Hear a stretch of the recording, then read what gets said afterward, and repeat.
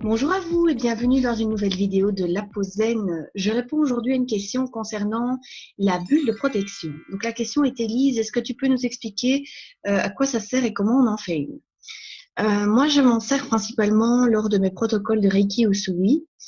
Et à quoi ça sert? Protection, bulle de protection. Euh, je l'utilise principalement, je regarde parce que j'ai de nouveau une attaque féline en vue. Voilà, il va falloir décidément que je ferme toutes les portes pour être tranquille quand j'enregistre, que je réponds à vos questions.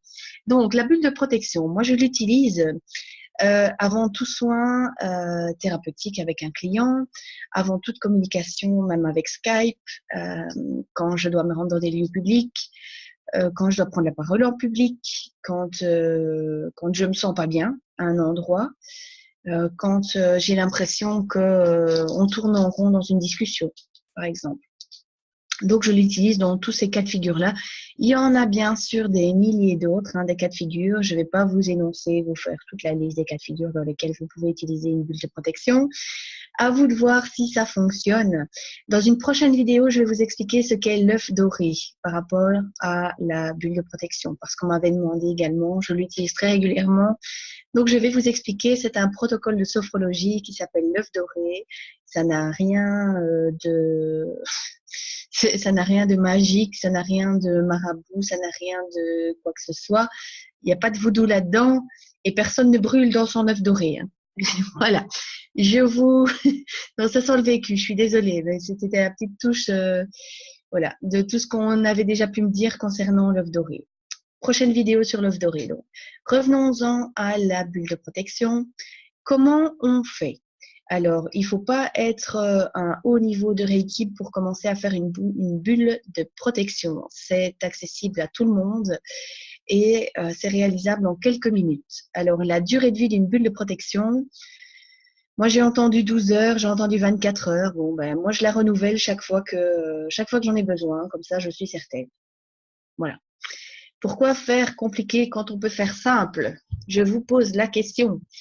La bulle de protection, donc, comment faire?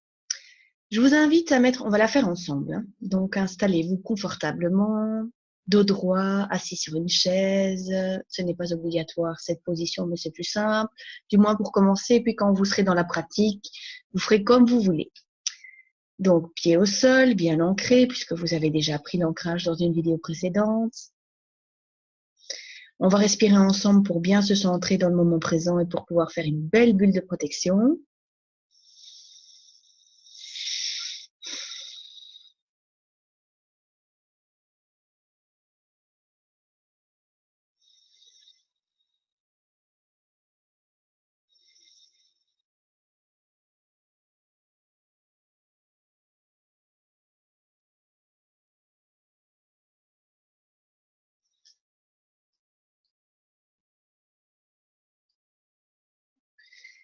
Alors, vous allez fermer les yeux, vous laisser aller pour quelques minutes.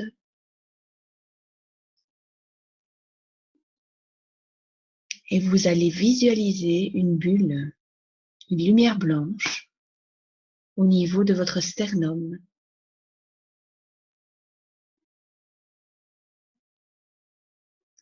Cette bulle, cette lumière blanche grandit, grandit, grandit encore. Elle enveloppe maintenant toute votre cage thoracique. Elle grandit, grandit, grandit encore et enveloppe toute votre partie supérieure.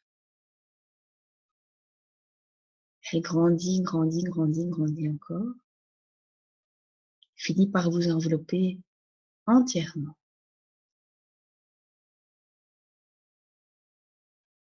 Dans cette bulle qui vous enveloppe de la tête aux pieds, des pieds à la tête, recto comme verso, vous pouvez mettre la couleur de votre choix, la remplir d'amour, la remplir de lumière, la remplir de Reiki, la remplir du mot qui vous manque le plus en ce moment, confiance, persévérance, intuition, protection, réconfort, guérison, évolution. Et pour finir,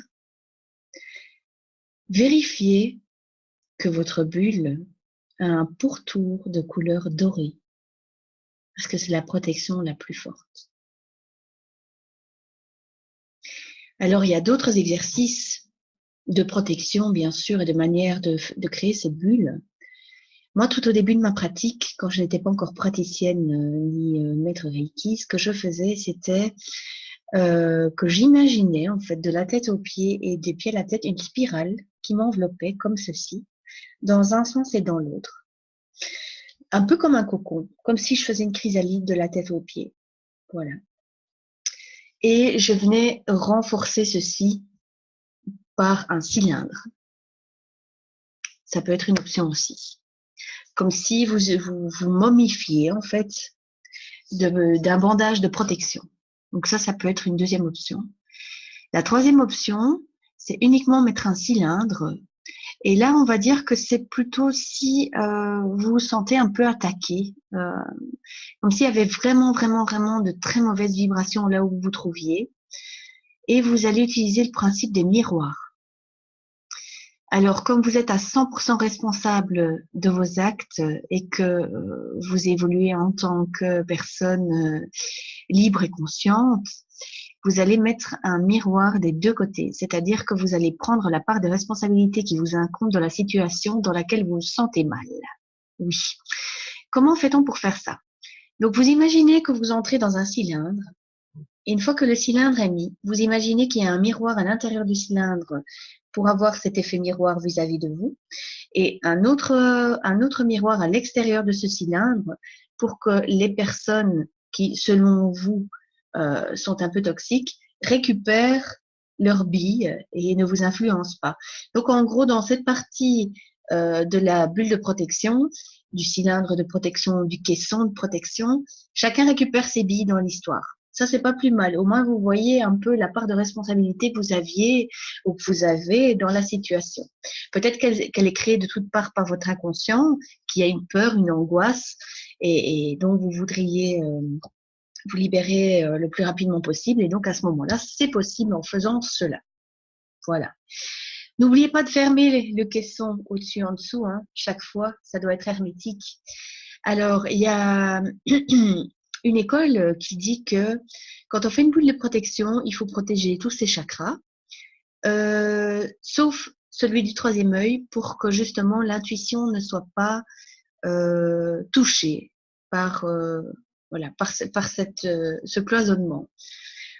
Voilà, moi je laisse donc toujours ce chakra ouvert, donc je fais ma bulle hermétiquement fermée et puis j'autorise via une phrase mon troisième œil à fonctionner, donc de rester vigilante et à mon intuition bien sûr de se développer autant que nécessaire par rapport à la situation dans laquelle je me trouve ou dans la situation à laquelle je vais devoir faire face.